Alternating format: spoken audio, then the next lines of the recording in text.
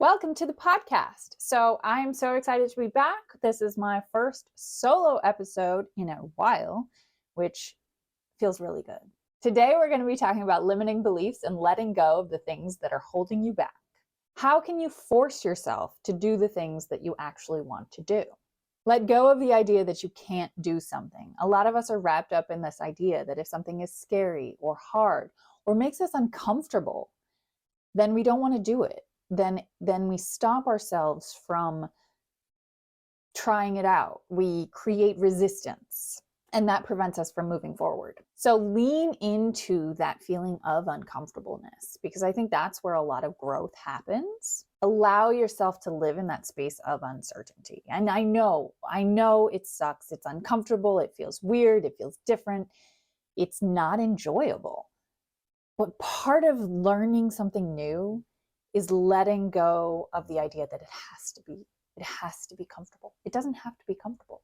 So learn to navigate that feeling of being uncomfortable. And a lot of our limiting beliefs, they come from our fears of being rejected, of being treated differently, of being judged. And those are all valid fears. I'm not invalidating your fears, but don't let that stop you. There's two ways of looking at it. People are either going to be thinking about themselves or they're going to be judging other people. So if inherently you're going to be judged anyways, then stop looking at that as a barrier. And that starts with learning to laugh at yourself. Learn to get vulnerable. Learn to be in a space where you're doing something silly or foolish or playful. Don't be afraid of showing that vulnerability. Everyone starts somewhere. You're learning and you don't know everything, and that's absolutely okay. That's part of the process. That feeling of like, I don't know what I'm doing, but do it anyways. Do it scared. People always say that. Do it scared. Like me right now. I am shooting this for YouTube and recording it as a podcast. I feel like I don't know what I'm doing, but I'm here. I'm doing it. I'm showing up, being brave. I think too often people are wrapped up in this sense of scarcity and lack rather than coming from it with the mindset of abundance and embracing your awesomeness. I'm not a parent, but I know a lot of parents talk about the joy of watching your child learn to do something new. What if you brought that into your own life, that sense of joyful, playful experimentation, and you let go of this idea that something being hard or difficult or challenging is not worth doing or is too hard for you to do? Limiting beliefs are literally holding you back from actualizing who you are and who you want to be and what you want to do in life. They don't serve you at all. Well, they might serve you in the sense that they allow you to see where there are aspects of your life that might require more work or might require you to challenge yourself. I know that sounds really fucking woo-woo, and that's okay. That's fine. I get it. You don't have to subscribe to that. But I do think that leaning into those limiting beliefs and leaning into understanding where they're coming from will allow you to up-level yourself and improve yourself. And it shows you the path of self-development. If that's not your thing, no worries. But often this idea that we can't do something and believing this idea that we can't do something is what stops us from moving forward. Like I said, not knowing how to do something is often just an excuse for us not doing it. You know, starting a podcast, starting a YouTube channel, starting my own coaching business. All of these things were not things that I actually knew how to do.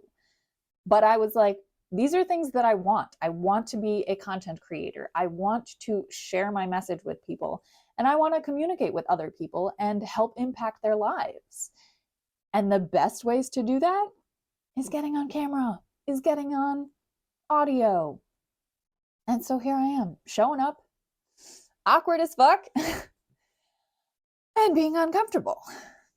This time of year is full of people trying new things, exploring new goals, new passions, new pursuits, and that's beautiful. I love that. But it comes with a lot of pressure, a lot of expectations, a lot of like shoulding on yourself. I should be able to do this. I should be able to show up daily in a certain way and all of these things. And I think we need to let go of that idea. We need to just experiment and relax and ease into the process rather than holding ourselves to these high expectations of perfectionism, because you just can't. You cannot show up perfectly every day. You know, I know people want to, and they believe that that is the ultimate goal, but it's not, because health is not an endpoint. It's not a finish line. It is literally your life. When you adopt habits that help you change your behaviors to healthier behaviors, they become part of your lifestyle. They become who you are. So it's not about, I'm going to do all these things and achieve this goal. It's about, I'm going to do all these things and become this person. It's about creating a new identity. But I do think having an end goal on the calendar can be really useful. So for example, when I got into triathlon, I didn't know what I was doing. I had never really run before. I didn't really have a bicycle that I used regularly. And I didn't know what I was doing, but I signed up on a whim because I had a bunch of family members who were like, let's do this thing. I started easy. I lowered the barrier to entry and I made it super easy for me to be able to figure out how to do this. I did a bunch of research because, you know, I am neurotic. This is what I do. I research the fuck out of things before I do them. But knowledge is not experience. And so a lot of the learning came in actually showing up and doing. It was all a learning process for me. And the fact that I had a goal race on the calendar that was months away gave me the time to experiment. It gave me the time to figure out, okay, I'm not a runner, but how can I make this part of my life? How can I become a runner? How can I take on this new identity? I didn't just go out and start running. No, I signed up for a gym, a women's only gym, because that made me feel comfortable. And I've talked about this before on the podcast, but I started walking on a treadmill. And then I started jogging and walking and jogging and walking. And maybe it was like 1 minute and 30 seconds on and off, that kind of thing. And then eventually I moved outside. In the beginning, I didn't want to go outside because I turned red when I ran. I felt jiggly. I felt uncomfortable. I felt like everybody was staring at me. They weren't. Nobody cares that you're starting out. Nobody cares that you're trying. In fact, more often they see you running and they're like, I wish I did that. I wish I enjoyed that. So don't let that fear of not knowing how to do it or not being comfortable doing it stop you. And allow yourself to explore it. Take your time. Break it down into manageable steps. It's the same when I started in the gym and I had so much gym anxiety and I didn't enjoy being there because it felt so new and so different. It's the same when you start a new job. Those first 3 months, they fucking suck. You don't know what you're doing. You feel like you're doing everything wrong. And you might be. You very well might be. But that is part of the learning process. I think so often we pick up these new tasks and these new goals and behaviors and we expect ourselves to already be able to do it properly without giving ourselves the time to learn or to experiment or to fuck up and fail and look stupid and fall on our faces. Like, that is part of the process. So one of the things that happens in the new year is that we try these new things and we come up against resistance. We come up against the resistance that is our limiting beliefs showing up and saying, hey, you're not good enough. You can't do this. You don't know how. You don't know what you're doing. This is scary. If you're not perfect, it's not going to work the way that you think it will. And we get really frustrated because we have these expectations that we should be showing up in a certain way and we should be able to do it. And yet we're not giving ourselves the time to learn. So going into the new year, I really, really urge you to allow yourself that time to experiment, to process, to go through the learning stages. And that might look like 3 months. That might look like 6 months. Honestly, long term, it might look like years. I'm still learning how to do things in triathlon, and I've been doing triathlon for 15 years. So like, it takes time. As I said earlier, one of the things that I'm really focusing on this year, my word, as I'm going to call it, is communication. And I'm choosing that because, as I mentioned, communication is one of the ways that will allow me to impact more people and help more people. And if I'm not able to show up and communicate, then I'm not going to be able to do that in the way that I want to. And a lot of the limiting beliefs that I have around communication stem from this belief that I'm an introvert, that I'm shy, that I'm quiet. that communication with other people is hard and uncomfortable and scary. And I'm sitting in this fear of, what are other people thinking of me? Are they judging me? And believing that making connections with other people doesn't come naturally to me. But I really want to change that. So this year is really about forcing myself to lean into those situations that might feel challenging or uncomfortable, but I know that they're going to drive me to grow in a new way. And I think one of the things is looking at, we talk about being uncomfortable. We don't want to be uncomfortable. Well, what does that really mean? From a human species perspective, our body is designed to constantly be navigating the world around us and then protecting ourselves and making sure that we're safe. So when we have that feeling of uncomfortableness, that's our body signaling to us that we might be potentially in danger or threatened. But I urge you to look at that deeper and be like, but am I? Am I safe? Am I still showing up as me? Am I still being myself? Am I still being authentic to who I am? Because sometimes when we're not in alignment with our values and our goals, then it feels uncomfortable. So those things are interchangeable. And then, is our uncomfortableness a feeling of fear of rejection? Because a lot of times that's what it is. We just want to belong. We want to have this sense of belonging and connection to other people and the world around us. And our fears of rejection stem from our childhood experiences. We know this. We know that's where trauma comes from. But not to be a therapist, because I'm not one of those at all, I want you to look closer at that feeling of uncomfortableness and figure out where it's coming from and why it's originating. What is it that's triggering you to feel uncomfortable? And are you in fact threatened? Are you in fact in danger? Or is it just that it's a new experience? You haven't done this before. You haven't experienced this before. You don't know what you're doing. Because not knowing what you're doing is not a reason to not do the thing. And that fear of rejection, we have to remind ourselves that rejection is not about us. It's not about our worth. It's not about our ability.